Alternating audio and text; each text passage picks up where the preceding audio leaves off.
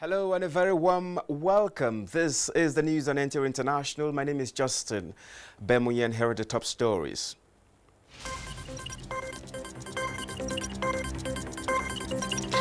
World Health Organization halts clinical trials for use of hydroxychloroquine in treatment of COVID-19 patients.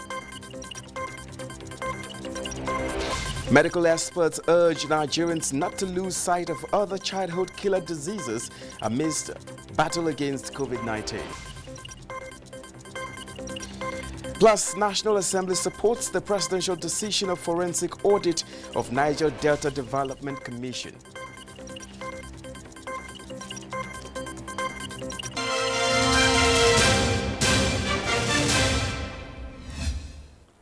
And thank you very much for joining us. Now let's begin with an update on global COVID-19 issues, where many countries in Europe have begun opening their borders as governments work towards an end to border controls. These and other developments and global updates on COVID-19 by Onenge Fineface.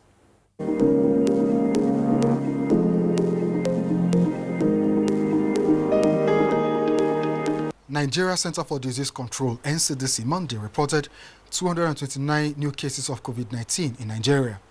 Our breakdown indicates that Lagos has the highest figure of 90 cases, followed closely by Katsina, Imo, Kano, FCT, and Plateau states. Oyo, Gombe, Osun, Anambra, and Bayelsa states have the lowest number of cases. There are now 8,068 confirmed cases of COVID-19 in Nigeria, with 2,311 discharged and 233 deaths. According to the latest data by the Johns Hopkins University and Africa Center for Disease Control on COVID-19, in Africa, total confirmed cases on the continent is 115,892. Number of deaths, 3,479, while recoveries stand at 46,553. Global COVID-19 figures as at 6 p.m. local time stands at 5,634,586 confirmed cases, 2,402,240 recoveries, and 349,184 deaths. Meanwhile, the World Health Organization says it is temporarily halting clinical trials for the use of hydroxychloroquine to treat COVID-19 patients over published concerns that the drug may do more harm than good. In other reports, a coronavirus cluster has been detected on a freight ship berthed in the Australian west coast port of Fremantle. 6 of 48 crew members from the Al Kuwait tested positive for the virus 4 days after the livestock carrier arrived from the United Arab Emirates. Meanwhile, Saudi Arabia plans to revise curfew times this week and lift it entirely across the kingdom, with the exception of the holy city of Mecca starting June 21. And in Europe, many countries have already begun opening their borders, including Germany and Luxembourg, as governments are working towards an end to border controls as the outbreak eases across many parts of the continent. Europe effectively shut its internal border area known as Schengen at the start of the outbreak, but a number of countries are calling for the return of free movement as soon as possible. Onenge Fineface, NTA News.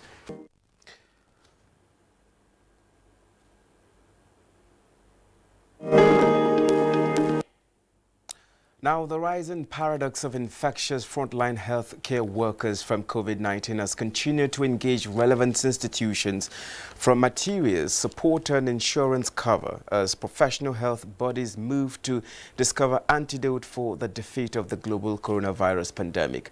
The latest shoulder the frontline health workers is leveraging on is the traditional institution. And Abubakar Usman Akwanga brings us the report.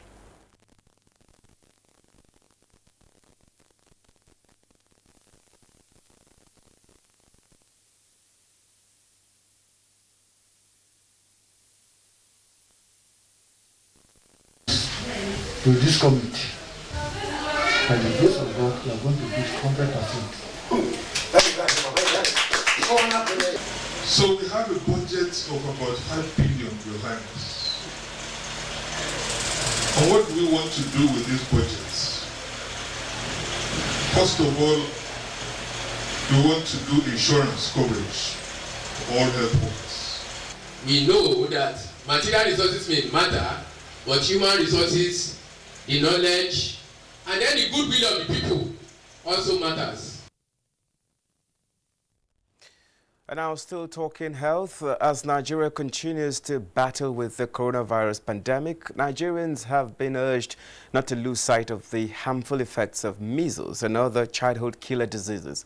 Some medical experts expressed this view at a media orientation meeting for anti-measles campaign held in Owerri, the Imo State capital. Kingsley Ononiwo reports that although the federal and state governments have continued to make concerted efforts towards stamping out the dreaded COVID-19, it is also imperative to pay attention to other childhood killer diseases like measles in order to preserve the health of the future generation. It is in keeping with this that UNICEF, in collaboration with the National Primary Health Care Development Agency and National Orientation Agency, organized a one-day media orientation on the campaign against measles. The focus is to mobilize members of the fourth estate of the realm on the need to create the needed awareness towards sensitizing mothers to participate in the continuous immunization exercise for children against measles and other childhood killer diseases.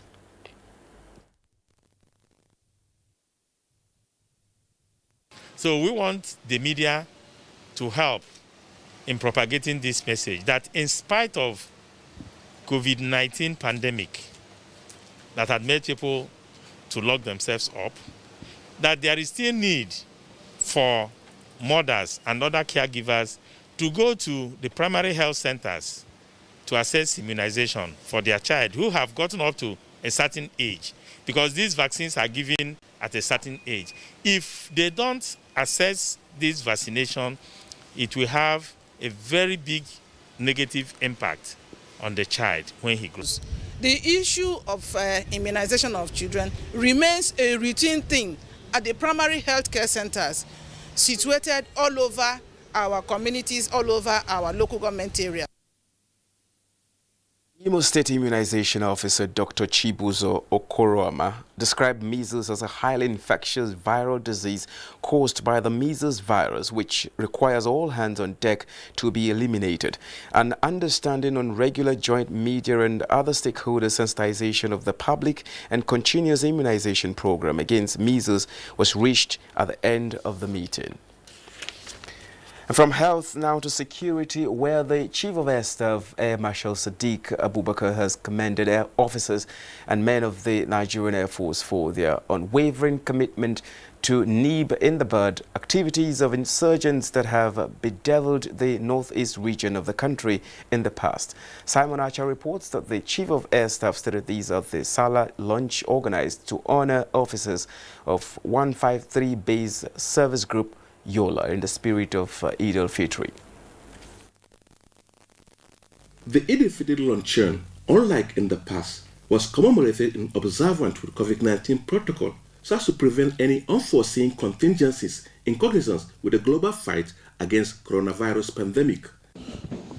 Before anyone could gain access into the operation area of the Nigerian Air Force Base Yola, where the Chief of Air Staff, Air Marshal Sadiq Baba Abubakar, represented by the Commander 153 Base Services Group Yola, Air Commodore Mohammed Yusuf, as he commemorates the Eid al-Fitr Salah celebration with officers and men who could not mark the occasion with their family. One must strictly adhere to the safety measures put in place by government. We want to assure the Chief of the Air Staff that we are committed to ensuring our country is safe and our people can go about their normal lives. Governor Ahmadu Umar Fintri of Adamawa State, also represented by his Chief of Staff, Professor Maxwell Gidado, says the fight against COVID-19 would not have been successful without the help of the Nigerian Air Force in conveying blood samples of suspected cases to Abuja for tests during the lockdown in the state. The Adamawa State government is also appreciative of the role the Nigerian Air Force, particularly Air Force Base Yola, have been playing in assisting the state in the fight against this dreaded COVID-19. Aside from sumptuous meals, guests were also treated with cultural dances to spice up the Eid al-Fitr celebration. In Yola, Simon Asher, NTA News. Reactions have continued to trail the recent signing of the Executive Order 10 by President Muhammadu Buhari, which granted financial autonomy to states, legislature and judiciary. Dotun Oguyemi reports that political and social analysts view the development as key to strengthening the nation's democracy. In a swift reaction to the signing of the order, the Conference of Speakers of State Legislature in Nigeria described the approval by President Muhammadu Buhari as the best seller gift, according to a statement by the Chairman, Conference of Speakers and Speaker of the Lagos State House of Assembly, Right Honorable Mudashiru Obasa. Honorable Jude Idimogu is a member of the Lagos Assembly. He, like his other colleagues, are happy with the move. Actually, when we talk about separation of power, we should do it to the letter, in the sense that it's not just separation of power, mere talking about it. Financially, if you want it to be effective, financial autonomy is necessary. Political analysts are also of the opinion that the move will enable each arm of government to be independent and better accountable. People have clamored for this for so long, but the reality is that we've had about 21 years of unbroken democracy, and this has not been done off and now. The problem has persisted for so long. And so, I mean, it's a wonderful thing that the president has realized that this ought to be done. I also pray that the willpower to sustain this particular executive order, that God should be sustained, so that we will have more vibrant governance in the state, because they are more near to the people. According to the order, all states of the Federation shall include the allocations of the two arms of government in their appropriation laws. Failure to release such allocations, however, authorizes the deduction from source. From the legislature now comes a report that the House of Representatives says the National Assembly fully supports the presidential decision to carry out a forensic audit of the operations of the Niger Delta Development Commission (NDDC) from 2001 to 2019. Chairman of the House Committee on NDDC, Representative Olubunmi Tunji Ojo, while briefing newsmen, says the National Assembly, in line with constitutional provisions, will also go ahead with investigations of alleged financial malfeasance by the Interim Management Committee (IMC) of the NDDC. The committee chairman says the National Assembly will not succumb to alleged blackmail and intimidation orchestrated by the IMC. All these accusations are coming because the National Assembly decided to institute a probe after calls and different petitions. And blackmail threats had been used as a weapon to stop the National Assembly. That has not worked. Then the latest one is this issue of sheer blackmail. We have told them, if you have any document, please release such documents, or better still, rather than unnecessary throwing of tantrums, approach the relevant security and anti-corruption agencies. But the National Assembly will not be deterred from doing its work. We owe our loyalty to the Nigerian people. And as a committee, we owe our loyalty to the people of the Niger Delta. Representative Tunji Ojo pointed out that all correspondences between the House and NDDC on budget and other official matters are efficiently documented to ensure transparency and accountability. Nigerians see the seamless access to petroleum products in spite of the lockdown to curb the dreaded COVID-19 spread as a pointer to a strong capacity for the nation's economic revival after the coronavirus pandemic. Abdullahi Suleiman Yaji was on the streets of Abuja, where motorists commended government for ensuring that fuel supply is unhindered. A visit to major filling stations in the Federal Capital Territory reveals an ease to get petrol by motorists. It's very easy. Fuel anywhere, you get it very easy without queue. Okay.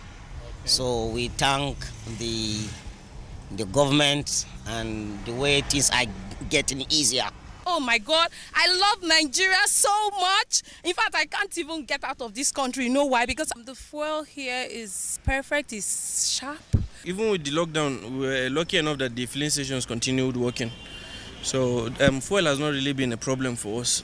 This development, an oil dealer attributes to effective administrative measures, which he commends government for. For a very long time, since the inception of this government, we've not been having all that excruciating scarcity that make people to buy in panic way and begin to keep. The Department of Petroleum Resources further assures that the tempo will be sustained in spite of the lockdown. I want to urge the public not to do any panic buying. Whether it's diesel, whether it's PMS, they should not do any panic buying. We have the product available on ground. We go around to make sure that the product are available and the sales is ongoing smoothly without any hints. Many filling stations in the nation's capital were seen dispensing at the approved pump price. Abdullahi Suleiman Yaji, NTA News. Now let's talk business, as post-COVID-19 survival of most small businesses will depend largely on application of innovation by the owners. Abolade Salami, who interacted with some small business operators, reports on plans along these lines. Economies strive on small and medium-scale enterprises, not only in terms of job creation, but economic diversification and revenue generation accruing from these businesses. Its huge impact on Nigeria's gross domestic product is estimated at about 47.8%, with about 37.1 million MSMEs in the country. These statistics, however, attest to the relevance of the sector. Again, we are seeing a shift from routine or conventional brick-and-mortar businesses to virtual interface between business and customers. So that would also lead to some businesses becoming completely unviable. So I think in the first place, it takes some time for global consumption and global demand to recover. Sunday Chukwu, a food vendor like other entrepreneurs, says in the last couple of months, he's been confronted with the challenge of drastic drop in revenue due to the coronavirus pandemic. But this challenge, he said, has provided an opportunity for him to come up with innovations on how to grow his business post-COVID-19. May God help us, because as I did like this, if not because interstate motor no they run, if I don't go my village, go they do farm work. But I know that by the grace of God, God will still help us. Learn many things, because even how to manage things, especially by managing things, because like before, if I say food finish, I will go and drink. But ever since this thing started, everybody have another sense. While the situation requires more efforts on the part of Sunday towards maximizing profits, Kalu Mabel Tese described the coronavirus pandemic as a clog in the wheel of progress. The sales ever since we opened, after the relaxing, it's nothing to write home about. You can come out in a week, you cannot boast of 2,000, 3,000. You won't even sell even a pin. Although small and medium-scale businesses are gradually picking up following the ease in the lockdown, most entrepreneurs say a new approach will be infused into the scheme of things in order to survive the times. In Lagos, Abolade Salami, NTA News. You're watching the news on Inter International. We will take a break now. More reports in a short while. Don't go away. Make your home the place to be with GoTV's super cool kids channels. That sounds fun. From funky friends that'll keep even the little ones busy. All right, everybody, let's do this! To learn as you watch educational shows for curious young minds. You can do some amazing things. There's plenty for everyone. Tune in to our kids shows and get everything you need to keep the kids entertained and learning the fun way. GoTV, live it, love it. Thank you for staying with us. Now, in the spirit of Eid al-Fitr, marking the end of the fasting in the year 2020, equivalent to the Islamic calendar 1441, Saleh Abdullah's visit to a Muslim home further showcased this year's celebration as unique amidst the coronavirus pandemic, which has dramatically altered lifestyle globally. February 27 is a day etched in Nigeria's history for obvious reasons. One that forced the hand of the Nigerian government to impose a total lockdown, to its easing, and now to the ban on interstate movement across the country, all as a result of COVID-19. Nigerians are faced with this reality that is seemingly unpredictable, even as Muslim Ummah mark Eid al-Fitr. In search of a Muslim home, I visited Dawaki, one of the satellite communities in the Federal Capital Territory. As at the time of my visit, the street was still asleep. After the routine hygiene protocol, I was welcomed to this humble family of 5.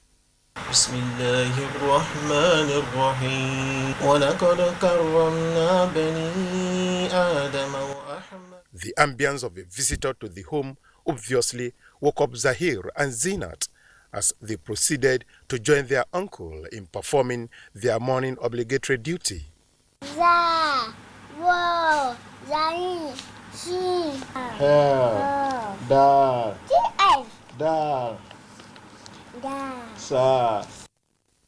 From there, it is breakfast.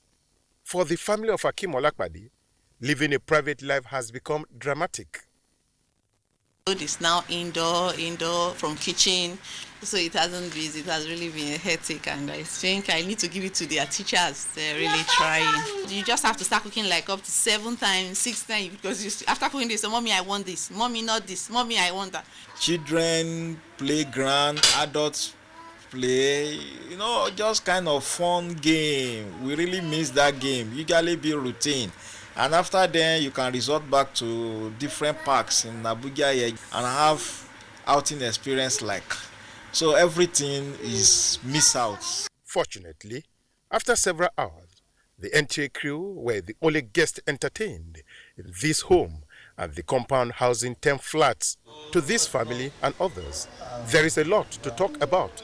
The before, during, and even after the coronavirus. It is been the fasting that you fasted, and one agenda, common agenda for everybody is to pray for the world, to pray for the country, for God to have intervention and heal the world, because everybody is facing one particular pandemic that is unknown, is unseen.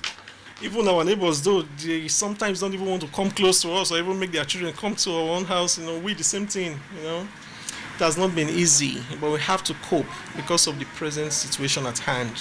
I pray Allah make this pandemic come to an end as sooner as it could.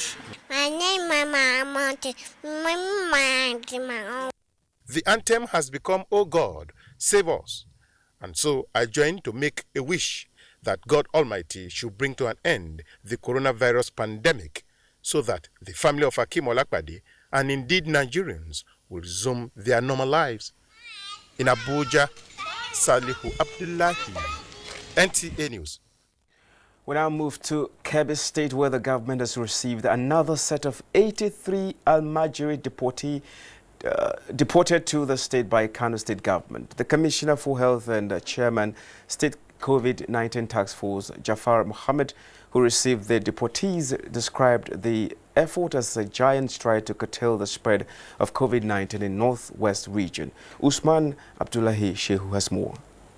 It could be recalled that the Kano State government has deported 61 Almajiri back to their state of origin, Kebbi State, recently. Shortly after, another batch of 83 Almajiri of Kebbi State origin have been sent back to the state by Kano State government. The 83 children come from 7 local governments of Kebbi State, comprising of 28 from Mayama local government, 18 from Dundee local government, 13 from Argungu, 10 from Birnin Kebbi and Kalgo local government each, and equally 1 each from Yauri and Jiga local governments. Similarly, among the 83 returnees, a 7-year-old Munkela is from Niger Republic. The chairman Kebbi State COVID-19 Task Force, Jafar Mohammed, affirmed that the deportees have been isolated for a period of 2 weeks and certified negative of COVID-19 in Kano State before sending them back to their home state. He said the Nigerian will be in custody of the state government until investigation is completed.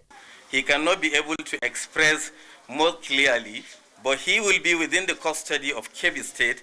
We will be able to find out where he belongs properly. We will communicate with Kano State government with a view of understanding his right hometown so that we will be able to take him to his parents. Some of the deportees affirmed that they have received some medical tests and kept at isolation centers for about 3 weeks in Kano before sending them back to the state capital. Usman Abdullahi Shehu, NTA News. President Muhammadu Buhari rejoices with Oba Oladuni Oyewumi Ajagungbade III, the Shehu of Ogbomoso, as he turns 94 on May 27, 2020. Special advisor to the president on media and publicity, Femi Adesina. President Buhari describes the utmost 5-decade reign of the monarch as having witnessed peace, prosperity and development with the natives and settlers alike in Ogbomoso. Adding that the collaboration governments at both state and national levels have enjoined from the traditional ruler is invaluable. The president prayed for continued good health, sound mind and longevity for Oba Oyewumi. Similarly, President Muhammadu Buhari felicitates with elder statesman, Niger Delta leader and former Minister of Information, Chief Edwin Kiagbodo Clark, as he turns 93. The president gives glory to God for the gift of long life and sound mind bestowed on Chief Clark, noting that he continues to command the respect and admiration of Nigerians from all walks of life. President Buhari urges the nonagenarian to continue to work for the cohesion and progress of the country he has served to the best of his ability for many decades. And President Muhammadu Buhari condoles with the government and people of Ogun State, as well as the family of Alhaji Leadi Orunsholu, the chief imam of Egbaland, who passed away Tuesday, May 26, 2020, aged 98. The president salutes the life of piety and utmost submission to the will of Almighty Allah lived by the departed, who was also President General of League of Imams and Alfaz in Ogun State. In a statement signed by the Special Advisor to the President, Media and Publicity, President Buhari stated that the deceased lived a long and qualitative life devoted to the service of Allah. And this is where the news ends on NTA International. Thank you very much for being a part of it. My name is Justin Bemunyi.